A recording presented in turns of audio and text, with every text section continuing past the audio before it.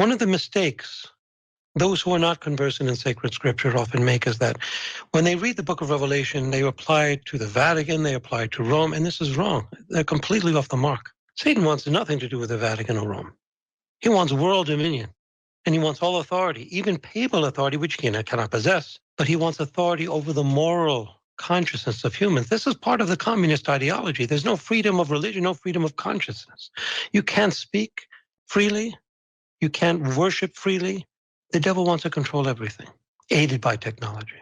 But God won't allow it. He will allow him to have his hour for a little while to test us, and we deserve the testing because of our iniquities. But that will yield a great fruit for those who withhold their patience and withstand the evil.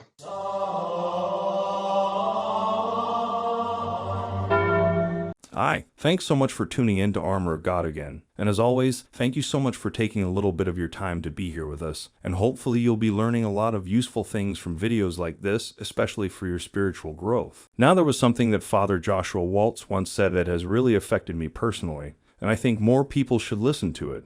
And we get in our head that somehow living for God is boring.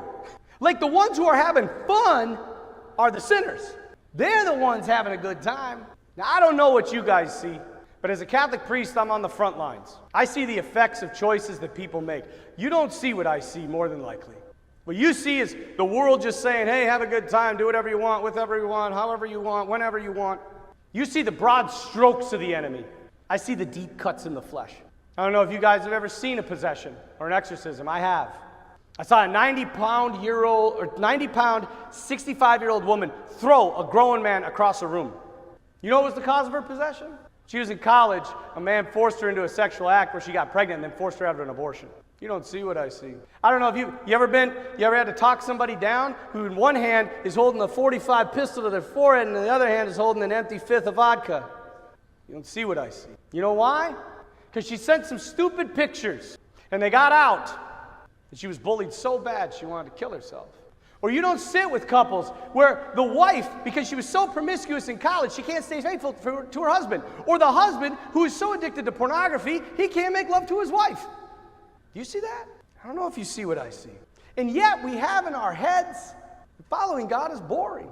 You know, maybe you've heard this, but they did a study like 50 years ago, right, with little kids. They asked them what they wanted to be when they grow up.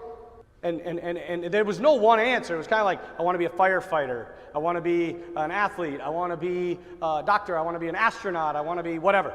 They did it 10 years ago. Overwhelmingly, like 93% of the answers that came back from little kids, what do you want to be when you grow up? You know what it was? Famous. Why? What does fame have to do with, I mean, the last time I checked, most of the most famous people are the most miserable people. They have the most problems in their lives. This stuff is real. Like, the enemy is real. Christianity is real. I think sometimes we get so caught up in a materialistic world that we forget the kingdom of God is amongst us. And every choice you make is turning you into somebody. You guys, this is a crazy thing to think about. We're all going to heaven or hell. Everybody here. Now, the early part of this video, I would like to share 2 clips of my latest interview with Father Joseph Iannuzzi, and the second part of this video I reserve it for a compilation of some of very good advice and reminders from priests I've listened to before.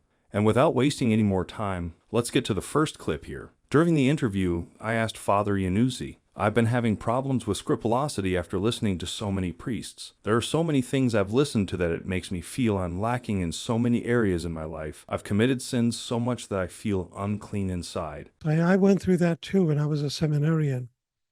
The easiest way is have a spiritual guide. That's the shortcut, because he acts as like training wheels. When you're uncertain, he gives you the certain choice. And then eventually, once you start to understand, then you begin to apply what the church teaches as probabilityism, as opposed to rigorism or laxism in the moral world. So on the right, extreme right, where everything you fear might be offensive to God, and you have to be very severe with the flesh and with yourself to the point of you harming it, that's called rigorism. The opposite extreme is laxism, where you pamper the body and everything is not a sin, everything is okay. But the church teaches that moderation, that middle ground. So my advice would be to go to a wise confessor or a spiritual guide in your area that you can see and meet with like twice a month, and run things by him in your life. Say, what should I've done in this situation? What should I've done here? I'm not sure. And if he make sure that he's learned, that he knows church teaching. This way, he doesn't give you basically his own opinion, but he gives you the church's teaching, what the church teaches in this situation. Sometimes you have two good choices, and one is not wrong and one is not good. Sometimes both are good. I'll give you an example. It's Origen and Tertullian. These are two great early ecclesiastical writers, and one maintained that when the Christian persecution broke out at the time of the apostles and they fled, that a true disciple of Christ should stand his ground and die, should not flee. That was Origen's position. Tertullian said, no, life is sacred. An evil person trying to take your life does not have the right to. You have the right to maintain it by fleeing. And he referred to Jesus, for example, in Scripture, when they wanted to throw him off the cliff, Jesus escaped through their midst. Or he referred to the Blessed Mother. When the persecution broke out, she fled with St. John to Ephesus, and then he went to Patmos. So both of these choices are good. It's not like one's a sin and one's a grace. They're both a grace. Standing your ground and offering your life to God, that's a beautiful thing. But maintaining it's a beautiful thing too. In this case, there will be situations in your life where sometimes God, as he says, sees both from a different perspective, and therefore there are many different mansions in heaven according to the different choices we make. Now recently I came across this video, and I even shared a bit of it on our Twitter. The other channel out daily inspiration, and I decided to share it here as well. Only because you and I need to be informed about what the enemy is trying to do, because I know a lot of parents watching the videos here. So you need to know what the enemy is trying to do to your kids. Listen to this a bit, and then I'll share 2 clips of priests that are not exactly related to this video, but on the whole grand scheme of thing, the enemy's plan and strategy. My name is Minister Virgil Ovid of the Satanic Temple. I would actually just like to second all of that, and if this bill does pass, well, I would like to offer my services to any school in the state of Missouri on the fact of we have religious freedom. You're taking away vital resources for students and delegating them to something that is not necessarily need. We have an adult literacy rate of 18%, and instead of upping that, we're worried about putting churches back in school. Even as a chaplain, that's not necessary. Hire counselors and people who went to school to help these people, not people who are going to push faith on them. As a minister, I don't push my faith on anyone. I'm well versed in lots of religions for that fact. It's knowledge. Knowledge of everyone helps. You learn how to respect others. You learn how to be a decent person. And counselors would help these children more than ministers or preachers or anyone from a church, because the counselors are going to give them the skills to handle their emotions and everything else, rather than saying, let it be in God's hands. Because it's not in God's hands, it's in our hands. As a parent, you're not going to tell your child, let God figure it out. No, you're going to teach your child how to handle the situation. And while listening to what these members of the Satanic Temple were saying in this video, I recall listening to one of Father Reehil's many clips before. And Father Reehil shared how bad it was for a child who was in a family that worshipped the devil, how the child was abused during the satanic ritual. And I was thinking about the children of those who were members of the Satanic Temple. Let me share you that clip of Father Reehil for a moment, and I've also included a short clip from the movie Nefarious, a conversation where the demon talks about their process to have someone under their control. Listen to this. So when we're dealing with these things, we try to make general predictions based on past experience. It's like the stock market.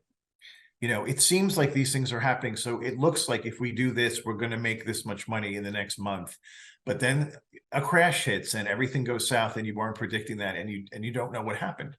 That can happen too with demons. Like, we think we know how they're operating, but we never know what's in the mind and the heart of the victim, right? When did you possess Edward? It doesn't work that way. Can't just possess someone. We need a series of yeses. So you're saying it's a process? Of course it's a process. How does it work? It's complicated. Try me. I'm smarter than you think. Oh, you're smarter than I think. Okay, James. We offer up a series of temptations, gradually increasing in terms of duration and intensity, degree of moral inequity. Absence of baptism in this case allowed us to begin work long before the age of reason. At 3, age of 5, maybe a theft of a toy car can do a great deal. Then we move on to bigger and better things. At 8, grandmother's gift of a Ouija board gave us immediate access to his decision-making, so we began steering them without him ever calling into question exactly who was doing the steering. Enough yeses and few enough nos gave us increasing rights over the victim's physical and mental processes. Did that track, James? It seems random, almost, unfocused. Well, that's what we want you to think. We have a level of focus beyond your comprehension. As a matter of fact, everybody around him, friends, family, they didn't even notice the changes. It happened so incrementally. They just thought it was Eddie being Eddie. We knew exactly what we were doing, when, where, and how he was giving consent, and the exact moment that we achieved each new degree of control. Degree? Control host body comes in degrees. They're stages, each with its own name and characteristics. And those are? From top to bottom, extreme temptation, obsession, infestation, finally possession, subjugation. And Edward Wayne Fully is... subjugated. That's why we're having this conversation. Yes, we own him. So I can ask the victim questions. Have you ever dabbled in the occult? No, never. And then after like the 3rd exorcism, the mother reveals that, you know, as a baby, the child was satanic ritually abused and nobody told the kid. And now we start to understand more about why these things are afflicting him. But without the information, we wouldn't know, and we wouldn't know how to perceive what's happening to the victim. We had a nun that happened to, who was in a very famous religious order, and she came from Rome to be delivered. It took a year of daily prayer and weekly exorcisms with this woman to finally get the thing out of her, because it had been with her whole life and she was kind of accustomed to it. And what in her subconscious wasn't fully prepared to let it go, because for much of her life, she felt that was her only companion, even though it was something that was harming her. It's a very strange dynamic. As she got older, realized this is more than an imaginary friend, but she didn't know what it was hurting her. And then she asked for help. She did make it into a religious order, you know, even with all the afflictions. So I guess going back to original point is we try to understand as best we can what's happening in the diagnosis. And there's a very long spiritual questionnaire. It's about 8 pages, you know, single spaced, you know, font 12 type, of every aspect of the person's life, their mental history, physical history, sexual history, spiritual history, drug addict, all of it. And from that, we try to discern what happened here. And then when did this event start happening in your life? What was happening the week prior to when the first supernatural event occurred? And usually they can pinpoint something. You know, they'll say, well, in some of the most easy cases, it'll be like, you know, a teenager said, well, we played with a Ouija board. We thought it was a game. And then I got home and every night I've had these night terrors and now I feel like killing myself and I'm in despair. Okay, well, we can tie it back to the Ouija board, right? So we can get, if they own the Ouija board, we can bless it and then burn it. And then we do the deliverance over the house and the people there. And hopefully, usually 9 times out of 10, everything's fine. But if we don't know what's going on, especially if there's a cursed object in the home and we don't know what it is, it makes it very difficult. That's a case where you really have to dig deep on what's happening here. Did you pick up any artifacts on any trips you made overseas or to Latin America or South America? Did you bring back lava from Hawaii that you weren't supposed to take? And then a lot of these questions, people go, what does that matter? Well, because that could be the thing that's cursed. It's causing the problems in your home. And in light of what those members of the Satanic Temple are trying to push for at the moment, I think it will be useful to share this clip of Father Joseph Iannuzzi. He talks about how the devil's trying to lead us away from God, spreading his lies and to bring as many people with him to eternal damnation. Listen to this. Now, that which distinguishes the late Roman Empire from its future revival under a New World Order is its having for the first time established dominion upon the entire earth, even to its ends. How? Through technology. Through technology. Technology in itself is not evil, but Satan will avail himself of it to try to convince the masses of a great diabolical lie that has been preserved for these end times and that will emerge soon. And that lie is that God did not create us, but other beings did from other worldly areas. Now, the original word in Greek for mark, John speaks of a mark, is charagma, which does not mean mark at all, but more forcefully, a strike that leaves an impression, like a brand in a cow, for example. It's a brand within the flesh. And this Luciferian mark that John speaks of may be impressed within the flesh of the right hand or forehead as a public declaration and will demand of those civilians who receive it customary public acts of worship. Acts of public worship will be directed toward an image that will be erected in honor of the one world conglomerate beast. St. John talks about this. And according to St. John, Satan will empower this image to come to life, as it were. Now, it won't have a literal life like we do, a conscience, a rationality, a volition, no. But aided by technology, artificial intelligence, for example, this is very plausible, not without the diabolical mechanizations, of course, in addition to technology. But in these short but dark days ahead, there will be little wiggle room for pusillanimous individuals who expect to receive this Luciferian mark solely to obtain material goods, to survive. Why? The one who receives the mark, St. John reveals, this mark of the beast, he calls it, have consented to idolatry. Idolatry and henceforth are targeted by God's angels for the day of the Lord, the day of wrath that will manifest itself quickly and with great violence. The book of Revelation reveals their fate. Chapter 16, verse 2. The first angel went and poured out his bowl on the earth. Festering and ugly sores broke out on those who had the mark of the beast or worshipped his image. Unquote. Now, those who have refused this mark, whatever it is, will be put to the test, but divine assistance will give them strength. This anti-Christian world government will force them, if they wish to worship openly, into hiding where they will pray and receive their sacraments from bishops, priests, clandestinely, or in cenacles. And God's angels will seal them on the forehead to protect them from his wrath. This is found in Revelation, chapter 7, verse 4 and 14, verse 1. A spiritual, divine seal will be imprinted on their foreheads. The foreheads of those that refuse the mark of the beast, to guard them and equip them to endure the seven trumpets. Now, this last kingdom of which I'm addressing will espouse a communist ideology to further Satan's plan to destroy God's church and stifle all promptings of the Holy Spirit in the souls of his children. This last kingdom will assuage humanity's desire for religion by delivering to the masses as opium an idol, a god, false god that appeals to all religions. By the working of diabolical wonders aided by technology, this final kingdom will mesmerize the masses and win over many. St. John says, if it were possible, even the elect would be deceived. We will know that this kingdom is of Satan. Why? Because of its characteristics, which are, number one, removing the perpetual sacrifice of which Daniel and John spoke. The Eucharist will be halted, at least in public, for several years. So there's a period of 7 years mentioned in the book of Revelation as a period of tribulation, and the end part of it, the last 3.5 years, is the worst. And that's when the Eucharist will be abolished, and the public exercise of the papacy will be suppressed. The papacy will always exist, even underground, as it has at the time of the catacombs when the Christians were being martyred, but it won't be permitted in public. Satan wants all authority, and he will stop at nothing until he gets it.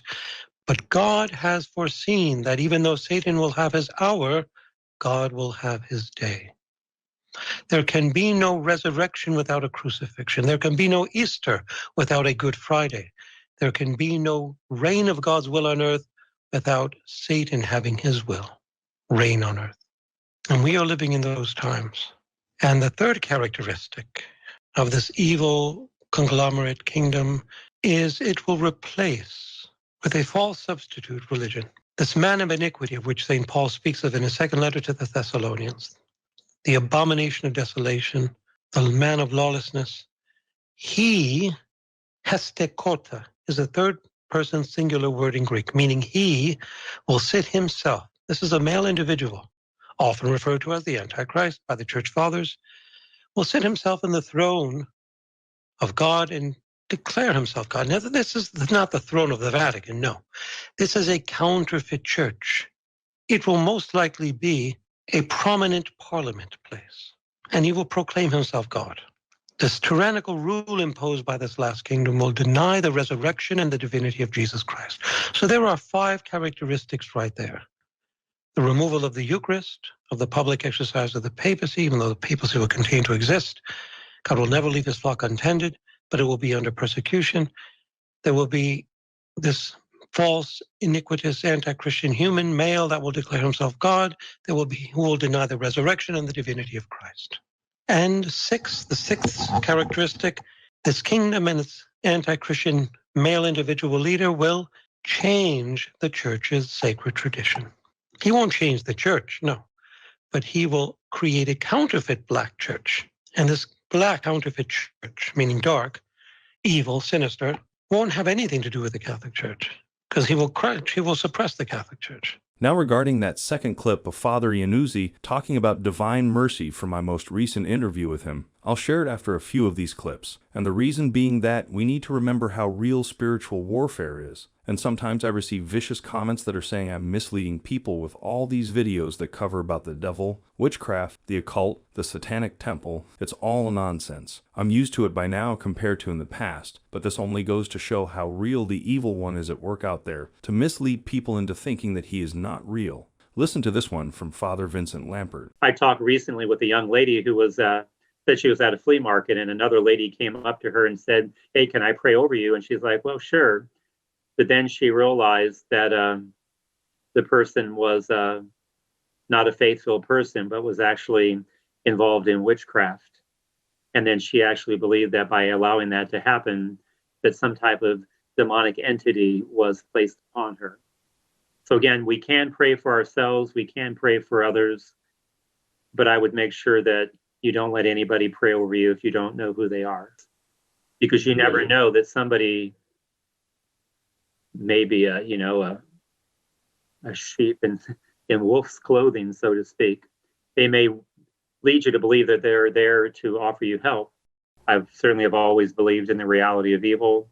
Yep. Even believed different times in my life that somehow the devil was trying to trip me up. I remember being in college seminary and having experiences of demonic attacks.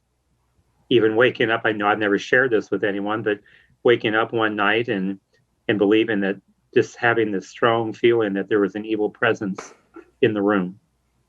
Almost like the devil may have had a premonition that somehow during my formation, I was being groomed for this special ministry in the church.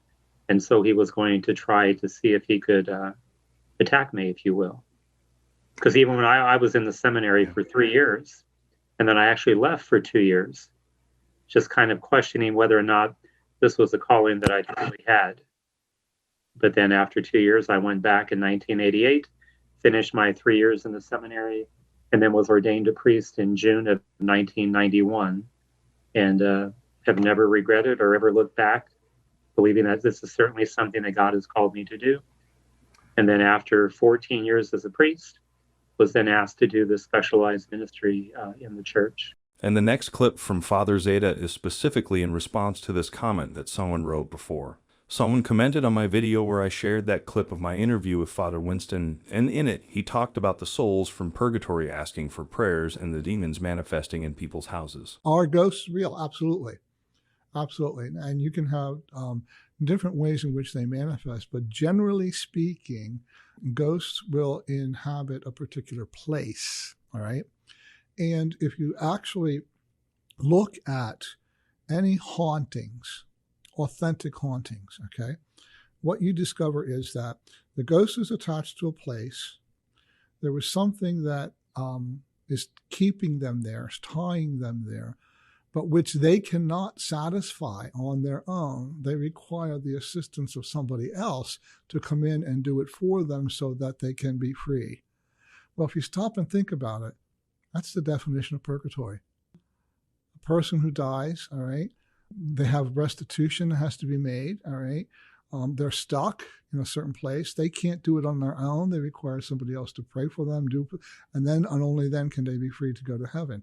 So yes, ghosts generally tend to be the souls of the deceased. Now, sometimes, of course, demons will inhabit a place, so they may come across as ghosts. But in fact, most ghosts or hauntings tend to be souls of the dead. All right, and again, the key is whether or not the ghost, quote unquote, is engaging in conversation with outsiders. So God does not allow the dead to engage in those conversations with the living, which is why most ghost stories, they don't actually tell you anything. You have to kind of infer or discover what needs to be done to free them, all right?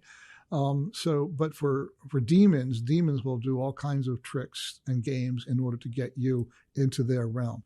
So generally speaking, if the ghost is, talking, communicating with you, that's a demon. But if the ghost is just kind of communicating but not actually saying anything, not engaging in conversation, then that's usually a poor soul in purgatory needs somebody else to free them. Generally speaking, when there's a house or a place that's haunted, the exorcist will have to come in and try to determine what's the cause of the haunting. So, for example, if a house is haunted and it's actually a soul, generally speaking, we can pray the office of the dead, or even sometimes go into that place and celebrate a mass with the dead for that particular soul, and that's enough to free them, all right?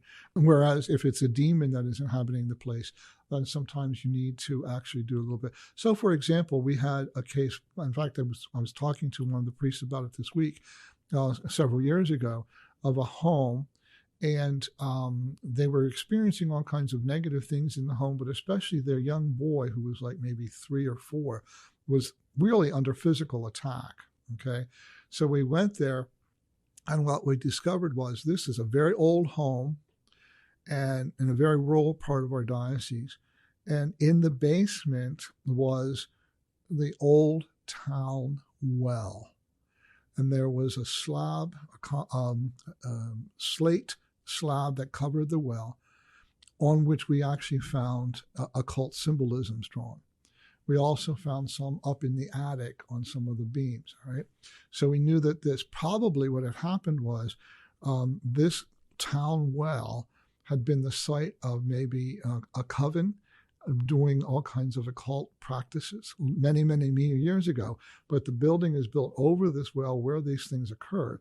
So we actually had to have a minor exorcism of the house in order to drive out the demons. And we did, and the young boy, we anointed him with oil and all of his senses and freed him completely. I mean, there was no problems after that whatsoever. So, so that's what you have to do. You have to figure out which it is, what causes them to be there in the first place, and then you apply the appropriate remedy. As for the next clip, well, I should explain a little. For the past couple of months, I've been sharing quite a lot of stuff from the Diary of St. Faustina. I shared clips of priests talking about the Divine Mercy, and there are quite a number of you that do not acknowledge the devotion to Divine Mercy, saying the diary is heretical, it was banned, and so on and so forth. Well, for this reason, I shared this with Father Iannuzzi during the interview, and he explained a brief history on the early opposition to the writings of St. Faustina, when it was placed on the list of prohibited books, and then why the Church later decided to reverse its decision after they found some parts of the diary were missing. Anyway, enough of me, and listen to this instead. Whenever we address a prophetic post-biblical revelation, we're always mindful of the Church's position on it, because the majority of post-biblical revelations are not of God. And even though the minority are, they're of great importance and they require utmost attention. Take, for example, what you mentioned, the Divine Mercy devotion, promulgated by the servant of God and blessed then now Saint Faustina Kowalska, who initially encountered opposition, right? She was born in 1905, died at the age of our Lord 33 in 1938. And before her writings attained the status of magisterial approval, bearing the church's nihil obstat imprimatur, and her name being raised to the altar as a saint in her feast day, being part of the church's martyrology, and her devotion becoming a universal feast in the Catholic Church on the first Sunday after Easter, her writings went through a series of tests. To overview these tests, we must first bear in mind that these events leading up to the Church's approval of Faustina's writings, several of which enjoy, we must bear in mind that the Church sometimes reverses its position, and for reasons that it articulates. From 1942 to 1959, Sister Faustina's writings and devotion to the Divine Mercy were published in many languages and spread internationally. Now, the writings of Faustina constitute the prophetic revelations from Jesus on the Divine Mercy contained in what is known today as the Diary of Saint Maria Faustina Kowalska, Diary, Divine Mercy in My Soul. Now, I mentioned that Faustina's writings began in 42 and spread to 1959 till they were put on the index of prohibited books. The Holy Office, back then known as the Holy Office, now it's the Dicastery for the Doctrine of Faith, issued a decree, placed them on the index of prohibited books. In 1958, the Holy Office issued a decree that suppressed St. Faustina's writings on the Divine Mercy and placed them on the index of prohibited books. The Holy Office, as now the Congregation for the Doctrine of Faith, issues a notification that suppresses the spreading of the devotion to the Divine Mercy as presented in St. Faustina's writings. So Faustina's writings are placed on the index of prohibited books in 58, and then a notification is just issued by the same office stopping the spreading of the devotion to the Divine Mercy. And many years later, a moratorium would be put on spreading conferences and devotion by Archbishop Carmelo Casati in the 90s, and the reasons I will explain in a moment that are justifiable, okay? Now we get to the reasons.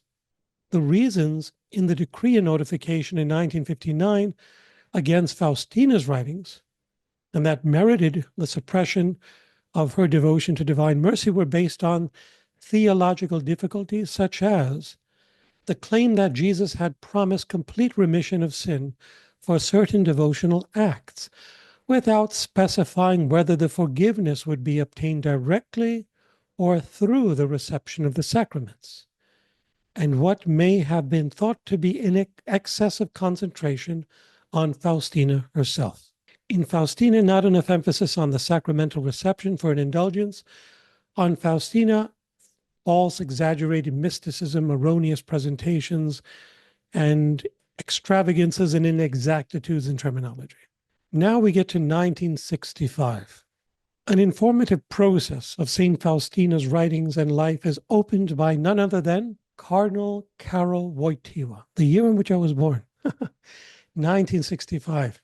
He would eventually become coronated Pope John Paul II, in my opinion, the greatest of all pontiffs, and second to Ratzinger in terms of theological prowess, but the greatest of all pontiffs. And he encouraged by Cardinal Ottaviani, who was at the time the prefect of the Holy Office, Cardinal Karol Wojtyła reviews these writings in 1965. So this is 6 years after they were put out. Her devotion was oppressed. 7 years after her writings were placed on the index, the prefect for the Doctrine of Faith, Cardinal Ottaviani, asks Karol Wojtyła to review Faustina's writings, and he does so. In 1967, 2 years later, the informative process closes, and Cardinal Karol Wojtyła sends acts to Rome in 1968, and the process of beatification of Saint Faustina, Sister Faustina, begins. So really, thanks be to God for Karol Wojtyła's review. Had he not done this, I believe perhaps to this day her writings would not be acknowledged, and her Divine Mercy Feast Day would not be accessible. which is sad. But nonetheless, God provided. Okay? Then we come to 1978. The Sacred Congregation reverses its decision on the decree and notification banning the Divine Mercy devotion found in Sister Faustina's writings, and officially approves for public devotion the Divine Mercy writings and image. So, yeah, we see in 1978, Cardinal Sepper and Archbishop Jerome Hammer of the Congregation for the Doctrine of Faith explain the reason for the reversal of its 1959 judgment against Divine Mercy, against its image, against its devotion in the writings. And this is what Cardinal Sepper and Archbishop Jerome Hammer of the Congregation for the Doctrine of Faith state. They made this statement in 1978. The question has arisen from different regions, especially from Poland and from those in authority, whether the prohibitions contained in the notification of the Sacred Congregation of the Holy Office, published in the Acta Apostolic Sedis, regarding devotion to Divine Mercy in the form proposed by Sister Faustina Kowalska, are considered still in force. Having examined many original documents unknown in 1959, there is the key. There were documents missing that offered clarification on the sacraments which were required for the indulgences. So part of Faustina's writings were published in 1950, when did it start? In 1942 till 1959. And during this period of about 15 years, 42 to 59, many of her excerpts were published, but not the whole diary.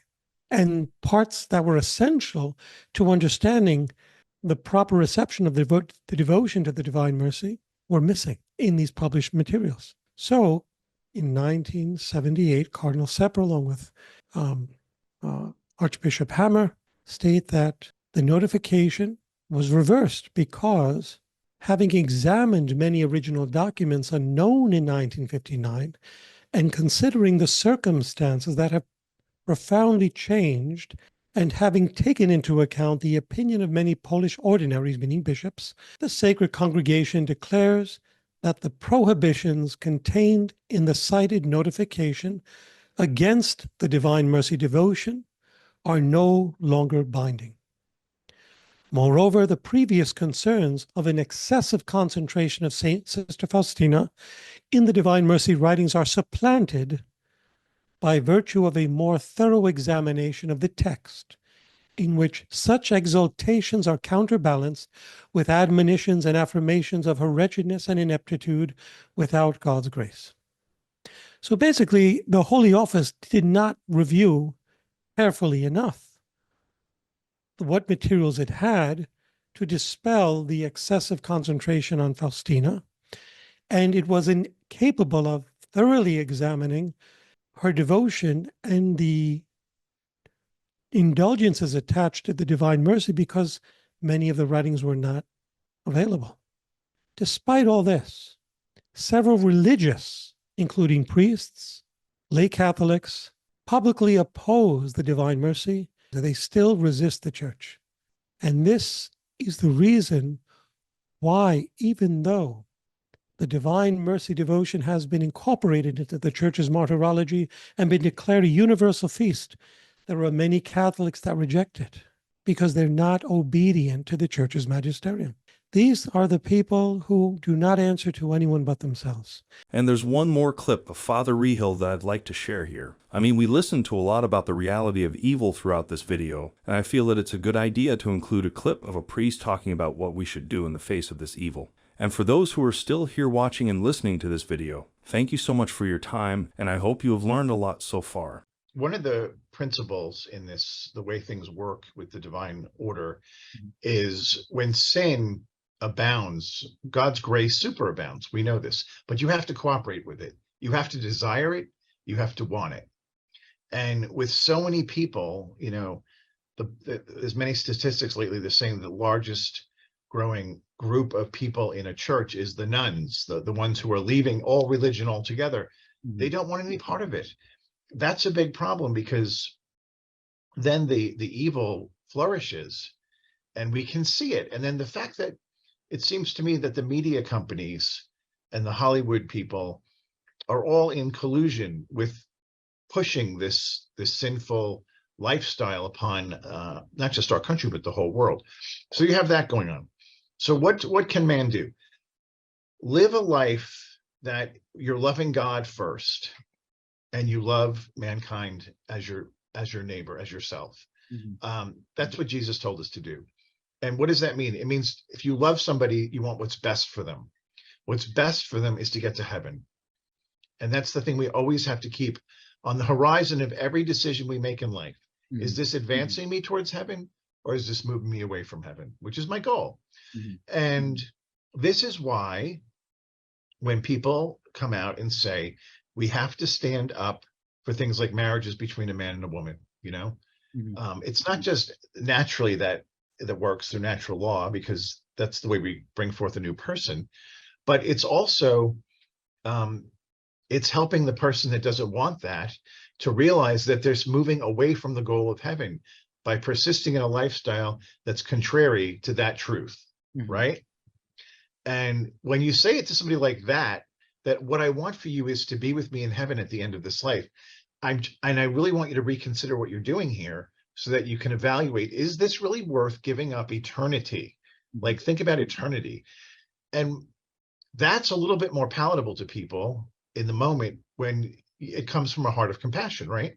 But if you just say you're going to hell, that doesn't win people over. They generally shut you down, even though it could be true.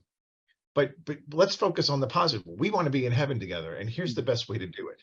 So now that you factor in the evil that's flourishing here, when sin is flourishing, that means the demons are given more power.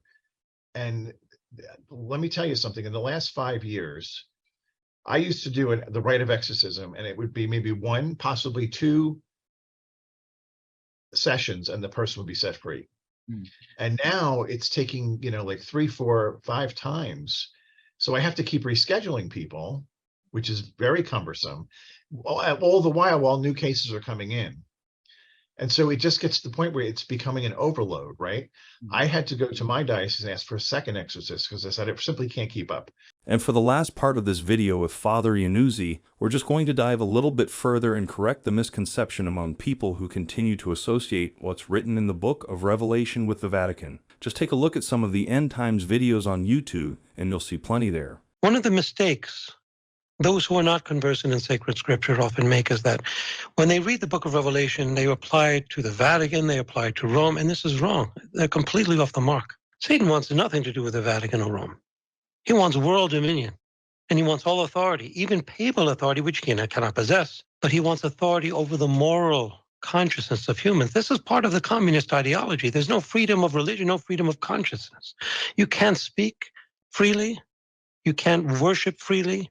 The devil wants to control everything, aided by technology. But God won't allow it. He will allow him to have his hour for a little while to test us, and we deserve the testing because of our iniquities.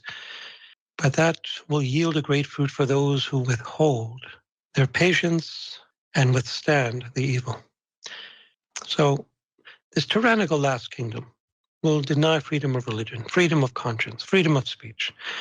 And those who refuse to serve this anti-Christian world order, last kingdom, seventh kingdom, will be unable to buy or sell anything, meaning technology will prohibit them from doing so. St. John reveals this when he speaks of the beast forced all people, small and great, rich and poor, free and slave, to be given a stamped image on their right hand or their foreheads, so that no one could buy or sell anything except the one who had the stamped image of the beast's name and the number that stood for its name.